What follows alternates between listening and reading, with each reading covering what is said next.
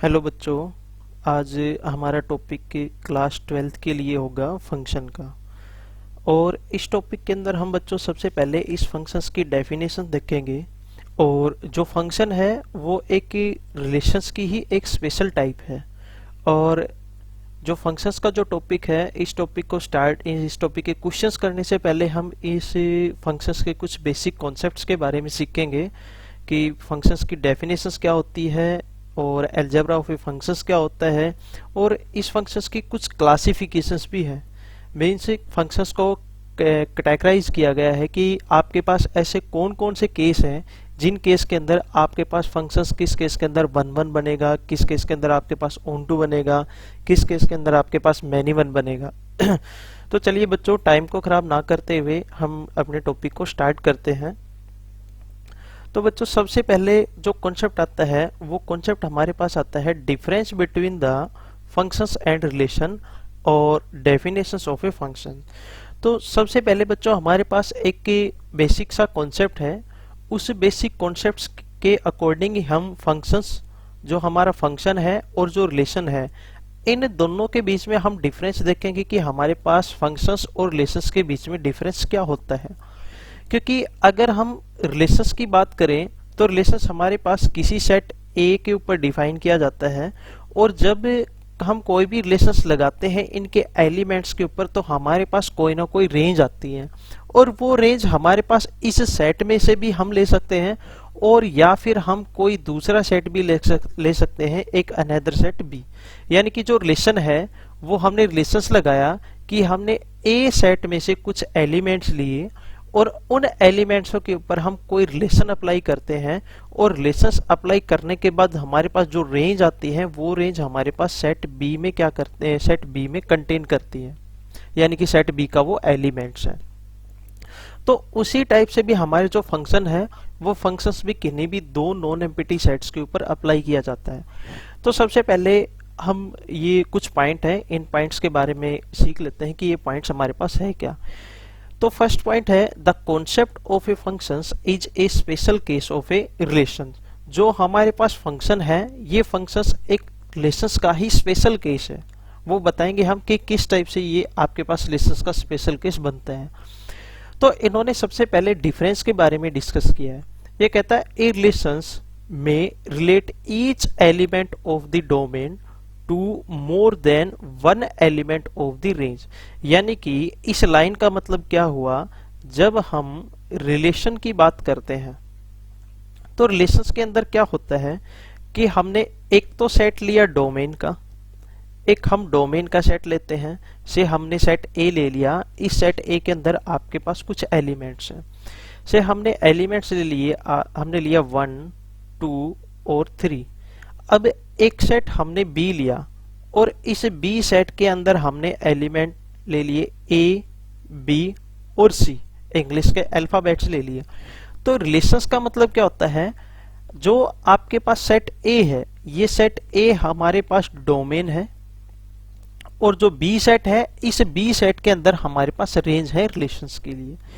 तो इसका मतलब क्या हुआ कि डोमेन के सेट्स के अंदर हमारे पास ये है ए रिलेशंस में रिलेट ईच एलिमेंट, यानी कि हर element, each element of the domain to more than one element of the range.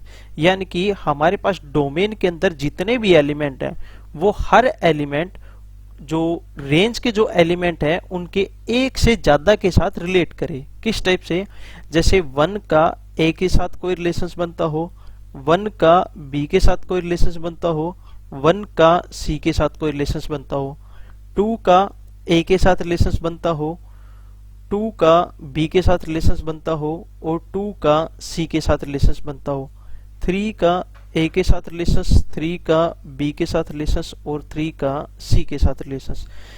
This is are also type the relations. तो ये हमारे पास रिलेशंस का कॉन्सेप्ट है। तो अगर बात करें हम फंक्शंस की, तो while a functions relate each element of the domain to one and only one element of the codomain. तो उसी टाइप से जब हम फंक्शंस की बात करेंगे तो फंक्शंस के अंदर हमारे पास क्या होता है कि हमने दो सेट लिए, एक सेट हमने ए ले लिया और ये ए जो सेट है, ए सेट हमारे पास डोमेन का सेट है, और एक सेट हमने बी लिया, और वो बी सेट हमने क्या ले लिया, बी सेट हमने ले लिया कोडोमेन का सेट, बी सेट हमने कोडोमेन का सेट लिया। अब इस ए सेट के अंदर हमने यही एलिमेंट ले लिए, से हमने एलिमेंट ले लिए 1, 2 और 3, और बी सेट के अंदर हमने एलिमेंट ले लिए ए, बी और सी।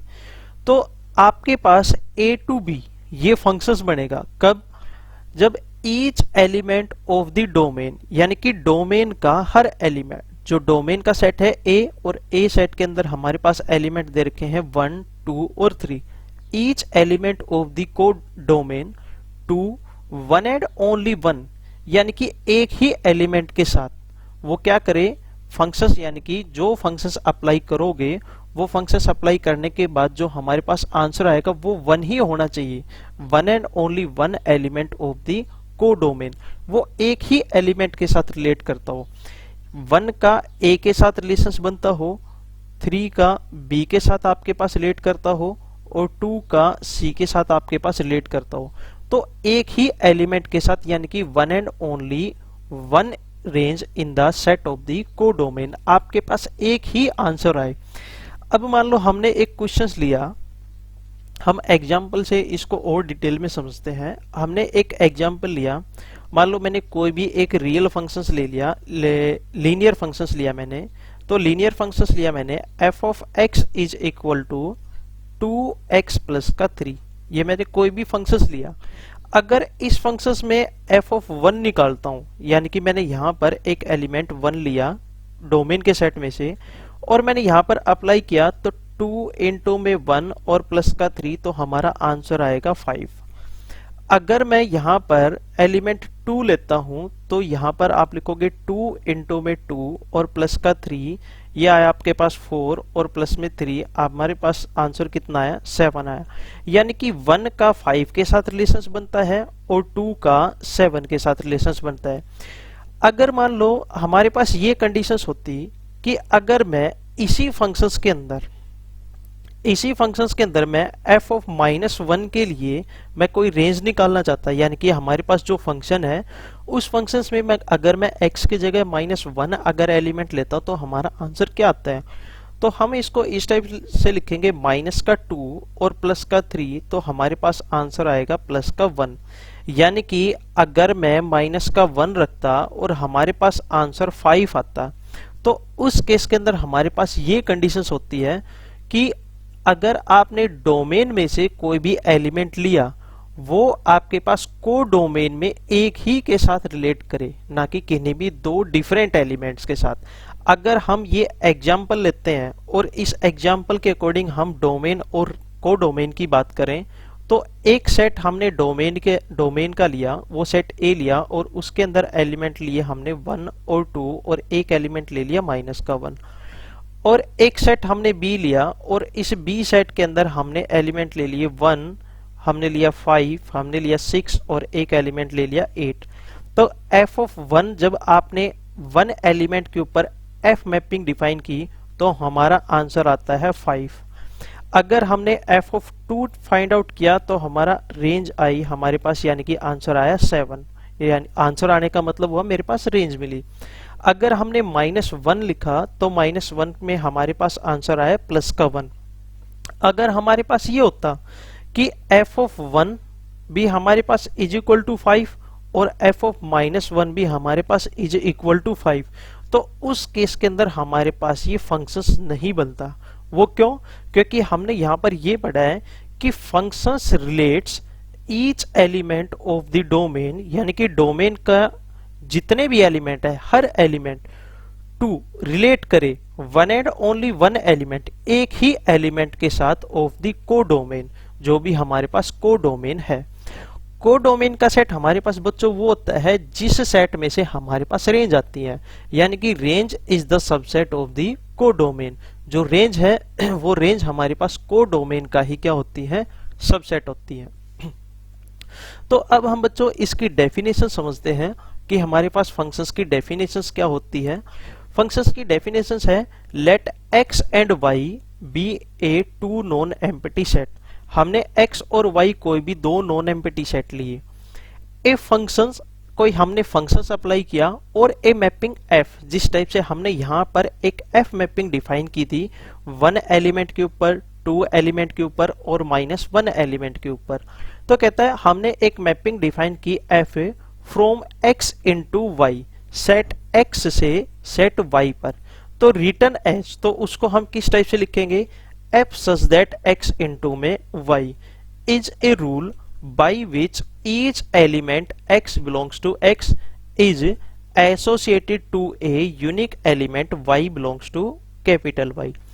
We then say that f is a mapping of x into y or f is a function of x to y.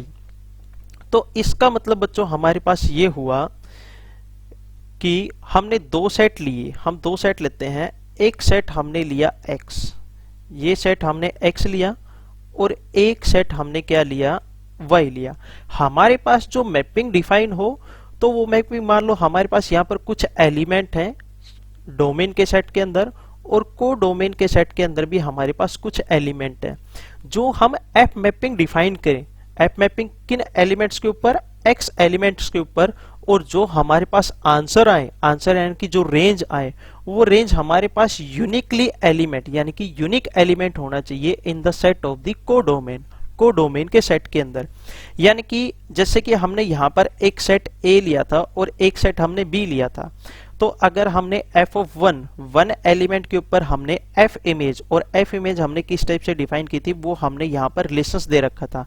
यानी कि हमारे पास एक लीनियर फंक्शंस था, उस लीनियर फंक्शंस में हमने यहाँ पर x एलिमेंट का मतलब यह हुआ कि जो हमारे पास से डोमेन का जो सेट है, उस डोमेन के सेट में से हमने आर्बिट्रेरी कोई भी एलिमेंट लेना है और उस एलिमेंट के ऊपर हमने ये f मैपिंग डिफाइन करनी है, और f मैपिंग डिफाइन करने के बाद हमारे पास कोई ना कोई आंसर आएगा, और वो आंसर हमारे पास क्या होती है, रेंज, और जो रेंज है वो हमारे पास को डोमेन के सेट का क्या होती है, वो एलिमेंट होती है। तो हमने यहाँ पर f ऑफ 1 निकाला तो हमारी रेंज जो आई वो हमारे पास आई 5। f ऑफ 2 हमने फाइंड आउट किया, तो f ऑफ 2 हमने फाइंड आउट किया तो हमारे पास रेंज आती है 7। f ऑफ -1 हमने फाइंड आउट किया तो हमारे पास रेंज जो आती है वो हमारे पास आती है 5। तो इस टाइप से हमारे पास एक यूनिक एलिमेंट मिला, यानी कि हमें ये नहीं मिला कि हमने f ऑफ 1 निकाला तो भी हमारे पास आंसर 5 आए, f ऑफ 2 निकाला तो भी हमारे पास आंसर 5 आए, f ऑफ -1 निकाले तो भी हमारे पास आंसर 5 ही आए।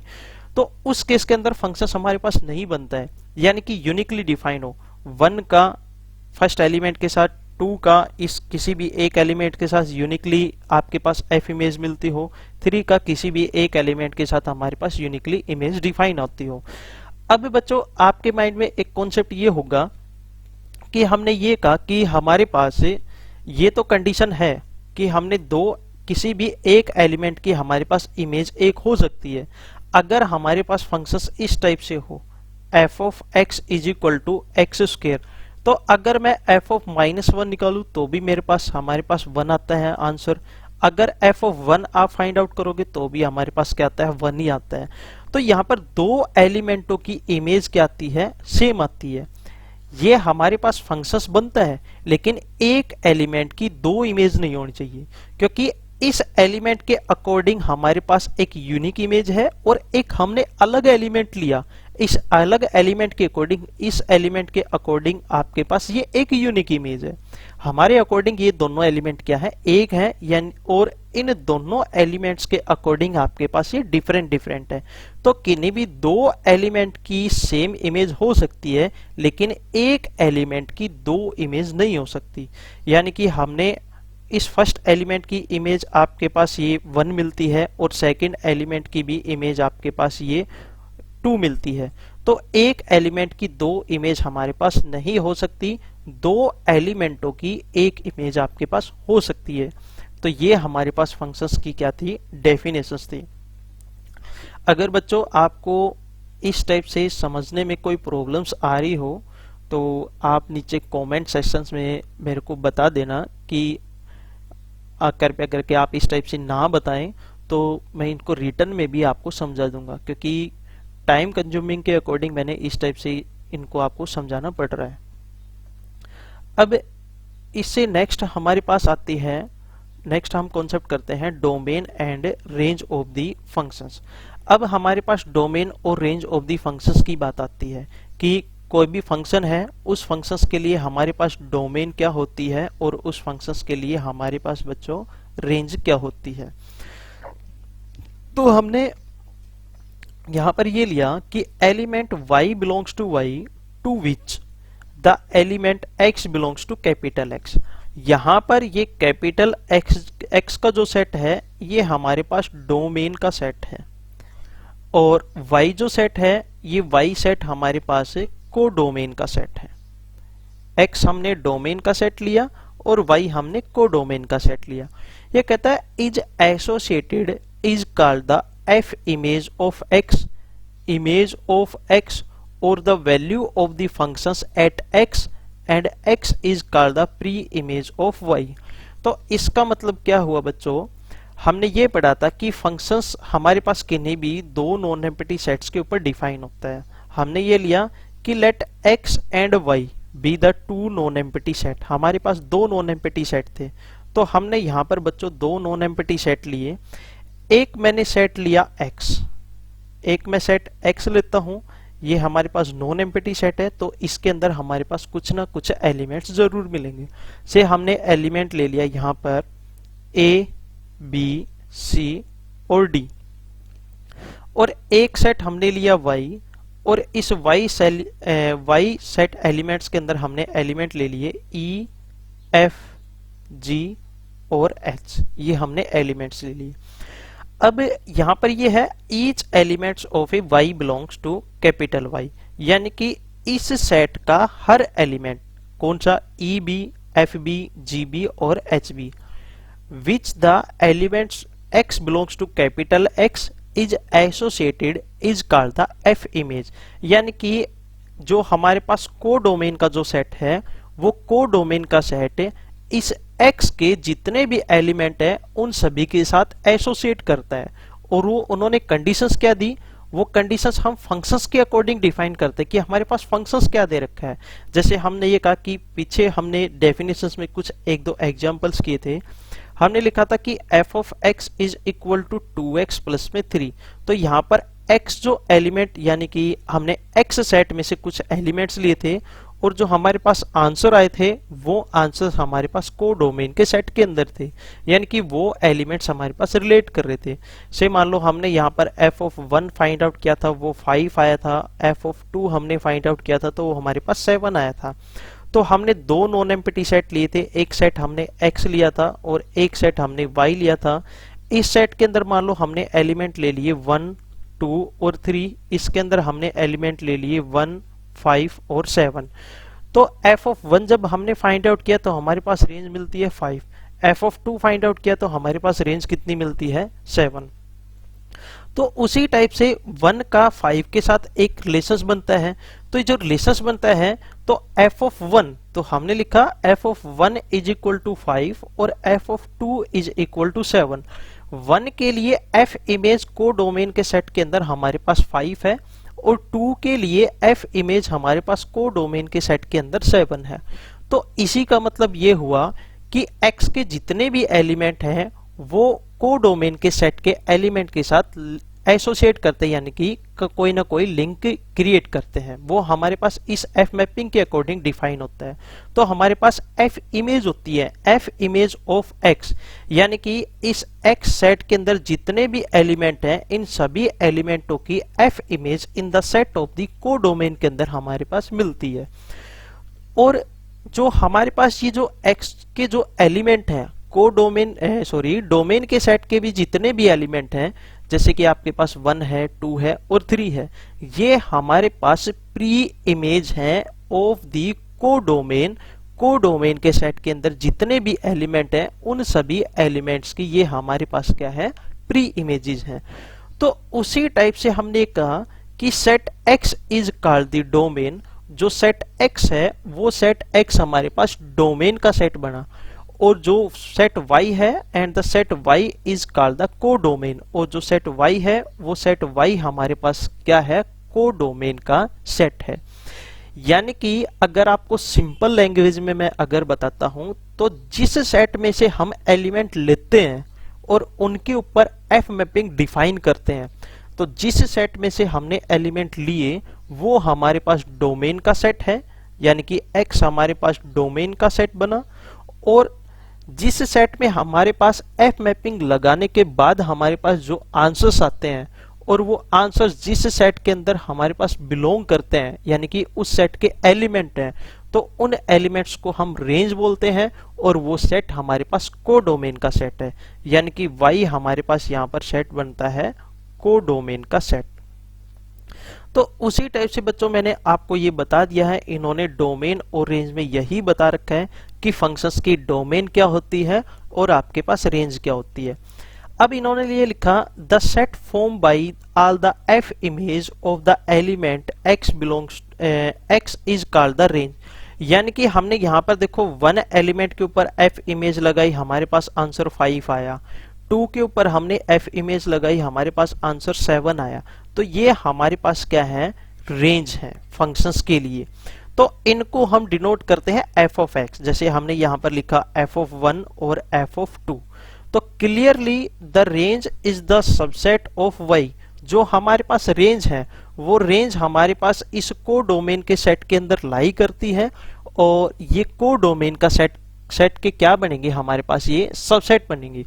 यानी कि मान लो अगर हम इस एग्जांपल को लेते हैं, तो इस एग्जांपल को मैंने लिया, मैंने कहा कि हमारे पास 2 ही एलिमेंट ले लिए मैंने इस सेट के अंदर 1 और 2, और कोडोमेन के सेट के अंदर मैंने एलिमेंट ले लिए 1, 5 और 7। तो f ऑफ 1 डिफाइन किया तो आपके पास f इमेज आई 5, और 2 के लिए f इमेज हमारे पास आती है 7।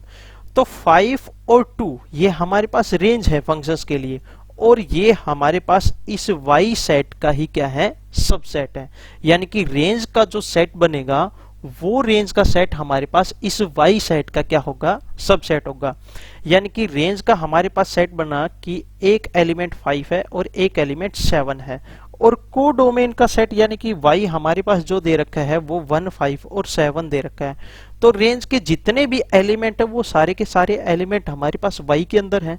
तो इसका मतलब ये हुआ कि रेंज हमारे पास क्या होगी, सबसेट होगी कोडोमेन के सेट की। तो डोमेन और रेंज के अंदर आपके पास इतना ही कॉन्सेप्ट है बच्चों। इसके बाद हमारे पास कुछ एग्जाम्पल्स हैं, यानी कि इस एग्जाम्पल से हम ये सीखेंगे कि ऐसी कौन कौन सी कंडीशन है कि जिन कंडीशंस के अंदर हमारे पास फंक्शंस बनता है और किन कंडीशंस के अंदर हमारे पास फंक्शंस नहीं बनता है। तो बच्चों हमने यहाँ पर फर्स्ट एग्जाम्पल लिया, इलस्ट्रेशन फर्स्ट दे रखी है। इस एग्जाम्पल में हमारे पास 2 सेट है, एक सेट हमारे पास x है और उस x सेट के अंदर हमारे पास 3 ही एलिमेंट है, 1, 2 और 3। एक सेट हमारे पास y है, y सेट के अंदर हमारे पास 5 एलिमेंट्स हैं, 2, 3, 4, 5 और 6, ओनली 5 एलिमेंट है। अब हमारे पास आगे है let f be a functions define by. अब इन्होंने एक फंक्शंस डिफाइन किया इस x सेट के एलिमेंट्स पर। तो f ऑफ 1 निकालते हो तो हमारा आंसर आता है 2, f ऑफ 2 निकाला तो आपके पास आंसर आया 4, f ऑफ 3 निकालते हैं तो आंसर आता है 6। तो ये x सेट हमने डोमेन का सेट लिया और ये सेट हमने कोडोमेन का सेट लिया। अब इस x सेट के अंदर हमारे पास 3 ही एलिमेंट है, 1, 2 और 3, और y सेट के अंदर हमारे पास एलिमेंट दे रखे हैं 2, 3, 4, 5 और 6, यानी कि 5 एलिमेंट है। f ऑफ 1 यानी कि 1 के लिए f इमेज है हमारे पास 2, तो 1 का f ऑफ 1 हमारे पास कितनी आएगी, 2 आएगी। 1 एलिमेंट के लिए f इमेज हमारे पास होगी 2। f ऑफ 2 के लिए हमारे पास f इमेज होगी 4, और f ऑफ 3 के लिए हमारे पास इस एलिमेंट के लिए f इमेज हमारे पास होगी 6। यानी कि x सेट के जितने भी एलिमेंट थे, यानी कि x सेट हमारे पास यहाँ पर डोमेन का काम कर रहा है, और इस डोमेन के सेट के अंदर जितने भी एलिमेंट हैं वो यूनिकली डिफाइन हुए हैं। यानी कि f ऑफ 1 हमारे पास ओनली 2 है, f ऑफ 2 हमारे पास 4 है और f ऑफ 3 हमारे पास 6 है, यानी कि यूनिक इमेज मिले हैं। तो यूनिक इमेज मिलती है, तो उस केस के अंदर हमारे पास अकॉर्डिंग टू द डेफिनेशंस ये हमारे पास फंक्शंस बनता है। तो हमने यहां पर ये ऑब्जर्व किया, we observe that every element of x, यानी कि एक्स सेट का हर element has an image of Y, और equivalently any element in X which do not have an image in Y, and image of each elements of X unique, or equivalently no element of X has more than one image in Y। यानी कि हमारे पास X set के अंदर जितने भी element हैं, इसमें किसी भी एलिमेंट ने अपनी मल्टीपल इमेजेस डिफाइन ही नहीं की। यानी कि 1 की हमारे पास ना तो इमेज आई, हमारे पास 2 के अलावा f ऑफ 1 की जो इमेज है हमारे पास वो 2 है, और f ऑफ 1 की इमेज 2 के अलावा हमारे पास कोई और इसके अंदर है ही नहीं। तो इस केस के अंदर हमारे पास ये क्या बनता है, फंक्शंस बनता है। तो इन्होंने लिख दिया, इसलिए f of x x into y is a functions. तो ये हमारे पास क्या बनता है बच्चों, फंक्शंस बनता है। सेकेंड कंडीशन हमारे पास से एक और आती है, सेकेंड एग्जाम्पल है, हमने यहाँ पर 2 सेट लिए। एक सेट हमने A लिया जिसके अंदर A, B और C ओनली 3 ही एलिमेंट है। एक हमने Y सेट लिया जिसके अंदर 4 एलिमेंट दे रखे हैं, 2, 3, 4 और 5। अब इन्होंने कुछ मैपिंग डिफाइन कर रखी है, f ऑफ A 2 है, f ऑफ B 4 है। तो हमने f ऑफ A यानी कि X सेट के अंदर जो एलिमेंट A है, इस A एलिमेंट के लिए f इमेज हमारे पास 2 है, और B के लिए f इमेज हमारे पास कितनी है, 4 है। और C के लिए हमारे पास जो एलिमेंट C है X सेट के अंदर, इसकी हमारे पास कोई इमेज ही डिफाइन नहीं हुई। यानी कि इसका मतलब ये हुआ बच्चों, अगर इसके ऊपर हम f मैपिंग लगाते हैं तो हमारे पास कोई ना कोई तो रिजल्ट मिलना ही चाहिए, लेकिन यहां पर ये कहता है कि C एलिमेंट ने कोई रिजल्ट ही नहीं दिया। तो इसका मतलब ये हुआ बच्चों, ये कॉन्सेप्ट आप ध्यान रखना कि डोमेन के सेट के अंदर जितने भी एलिमेंट हैं, ईच एलिमेंट, हर एलिमेंट वो अपनी यूनिकली कोई ना कोई इमेज जरूर डिफाइन करना चाहिए। अगर ऐसा नहीं होता है तो उस केस के अंदर हमारे पास वो फंक्शंस नहीं बनेगा। जैसे कि यहाँ पर एलिमेंट C है और एलिमेंट C की हमारे पास कोई f इमेज हमारे पास है ही नहीं, तो इस केस के अंदर हमारे पास ये फंक्शंस नहीं बनेगा।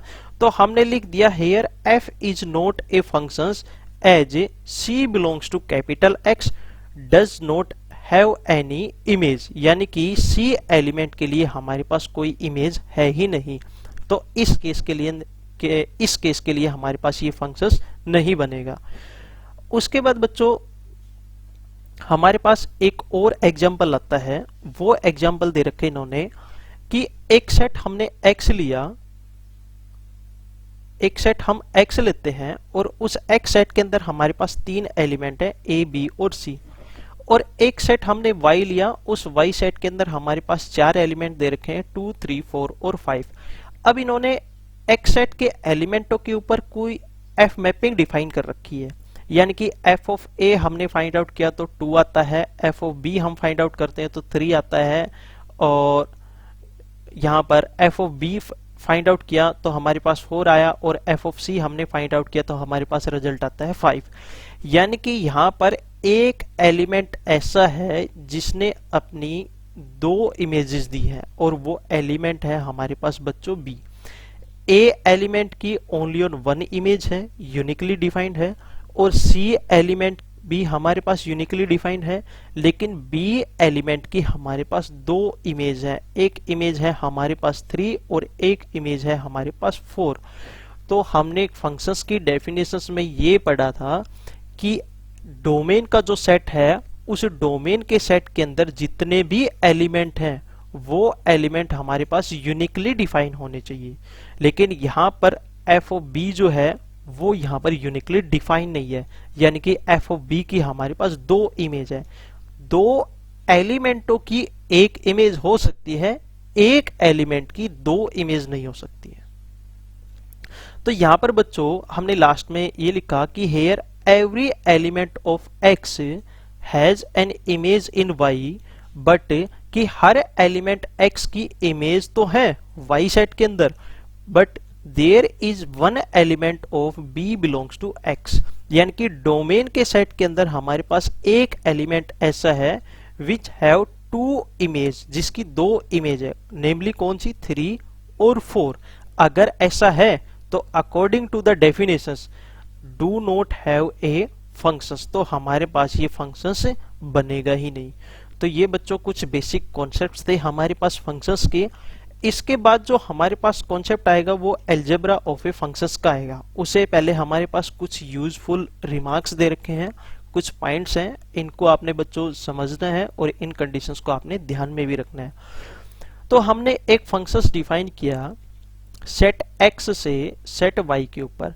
ये कहता है each element of the set x must be associated with a unique element of y, यानी कि जो डोमेन का जो सेट है और उस डोमेन के सेट के अंदर जितने भी एलिमेंट है, हर एलिमेंट वो यूनिकली डिफाइन होना चाहिए, यानी कि associated with a unique element, वो एक ही एलिमेंट के साथ रिलेट करना चाहिए। और सेकंड कंडीशन है टू और मोर element of the set x, यानी कि हमने एक सेट x लिया, उस सेट x के अंदर हमने 3 एलिमेंट लिए, और एक सेट y लिया, उस y सेट के अंदर हमने ये 3 एलिमेंट ले लिए। ये कहता है टू और मोर element of the set x, 2 या 2 से ज्यादा एलिमेंट सेट x के अंदर, यानी कि एक एलिमेंट लिया इसकी इमेज 1 है, सेकंड एलिमेंट 2 लिया इसकी इमेज भी a है, और थर्ड एलिमेंट हमने 3 लिया इसकी इमेज भी हमारे पास a है। तो टू और मोर element in the set x may be associated with the same element of y, वो y सेट के अंदर एक एलिमेंट के साथ वो रिलेट कर सकते हैं। तो उस केस के अंदर हमारे पास ये फंक्शंस बनेगा। There may be some element of the set y which are not assigned to any element of the set x। तो देखो हमने बच्चों यहाँ पर ये एक सेट x लिया, एक सेट y लिया, यानी कि हमने एक फंक्शंस डिफाइन किया x इंटू y। तो इस y सेट के अंदर हमारे पास कुछ एलिमेंट ऐसे हैं जिन्होंने कोई वैल्यू ही असाइन नहीं की, यानी कि x एलिमेंट के कोई भी एलिमेंट इन वैल्यूज के साथ रिलेट करता ही नहीं है। तो ये ऐसा कंपलसरी नहीं है कि हर एलिमेंट ही रिलेट करे y सेट का, कोडोमेन के सेट का। इसमें से कुछ एलिमेंट्स आपके रह भी सकते हैं, यानी कि वो लेफ्ट भी हो जाएंगे। तो जरूरी नहीं है कि आपके पास y सेट के अंदर जितने भी एलिमेंट हो वो असाइन करे कोई ना कोई वैल्यू सेट x के अंदर, दैट आर नॉट कंपलसरी, ये कंपलसरी नहीं है। और सेकंड रिजल्ट इन्होंने दिया बच्चों, ए फंक्शंस में be represented by the formula y is equal to f of x, यानी कि x एलिमेंट के ऊपर हमने f इमेज लगाई, और f इमेज लगाने के बाद हमारे पास जो आंसर आता है वो y सेट का कोई ना कोई एलिमेंट होगा। Where small x belongs to capital X is called the independent variable. तो ये जो x के जितने भी एलिमेंट हैं, इन एलिमेंट्स को हम इंडिपेंडेंट वेरिएबल्स बोलेंगे। इंडिपेंडेंट वेरिएबल्स हमने क्यों बोला, क्योंकि हम यहाँ पर कुछ भी एलिमेंट्स ले सकते हैं। ये एलिमेंट्स किसी के ऊपर डिपेंड नहीं करते कि कोई कंडीशन आई, उस कंडीशंस के अकॉर्डिंग हम ये रिजल्ट्स डिफाइन करेंगे। और लेकिन y के कोडोमेन के सेट के जितने भी एलिमेंट है वो डिपेंडेंट है। डिपेंडेंट क्यों है, क्योंकि ये जो एलिमेंट हमें मिलते हैं, यानी कि ये जो हमारे पास आंसर्स आते हैं, ये आंसर्स हमारे पास इन एलिमेंट्स के अकॉर्डिंग ही आते हैं। तो उस टाइप से कोडोमेन के सेट के जितने भी एलिमेंट हैं इनको हम बोलेंगे डिपेंडेंट वेरिएबल, और x सेट के जितने भी एलिमेंट हैं इनको हम बोलेंगे इंडिपेंडेंट वेरिएबल। उसके बाद डोमेन और रेंज की बात की है बच्चों। Domain of a functions is the set of all the real number of x for which f of x is a real number. In other words f of x is a meaningful. इसका मतलब क्या हुआ कि हमने कोई भी function है, उस फंक्शंस की डोमेन के अंदर सारे के सारे रियल नंबर हैं। अगर उन रियल नंबर्स के ऊपर हम कोई भी f इमेज डिफाइन करते हैं तो मीनिंगफुल होगी। मीनिंगफुल कहने का मतलब ये हो उसका कोई ना कोई रिजल्ट हमें जरूर मिलेगा। उसके बाद बच्चों है ये रेंज की बात करता है। Range of a functions is कहता है for a real functions the codomain is always is the subset of R. यानी कि कोडोमेन के अंदर जितने भी आपके पास एलिमेंट्स आएंगे वो रियल नंबर के ही आपके पास रियल नंबर के सेट के ही एलिमेंट्स मिलेंगे। यानी कि अगर मैं आपको एक कॉन्सेप्ट बताऊं तो वो कॉन्सेप्ट हमारे पास क्या है कि मान लो हमारे पास कोई भी एक्स सेट है और ये एक्स सेट हमारे पास रियल नंबर का सेट है, तो इस रियल नंबर के सेट की जितनी भी इमेजेस आएंगी वो हमारे पास सारे के सारे रियल नंबर ही होंगी। हो सकता है जो हमारे पास रेंज आए और वाई सेट हमारे पास रियल नंबर का ही सेट हो, इसमें से कुछ एलिमेंट्स आपके पास स्किप हो जाएं, तो उस केस के अंदर हमारे पास ये जो सेट बनेगा रेंज का वो रियल नंबर का ही एक सबसेट होगा। और हमने ये पढ़ा है 11th क्लास के अंदर सेट थ्योरी के अंदर कि every set is a subset of itself, कि हर सेट खुद का ही एक सबसेट होता है। तो बच्चों यहां पर हमारे पास ये कुछ यूजफुल पॉइंट्स थे, इन पॉइंट्स को आपने अपने माइंड में रखना है, एग्जाम में आपकी बहुत हेल्प करेंगे ये। आज के लिए बच्चों बस इतना ही। अगर आपकी कोई प्रॉब्लम हो इस वीडियो की रिगार्डिंग तो बाय मैसेज के थ्रू आप जरूर बताएं, आपकी प्रॉब्लम सोल्व आउट की जाएगी।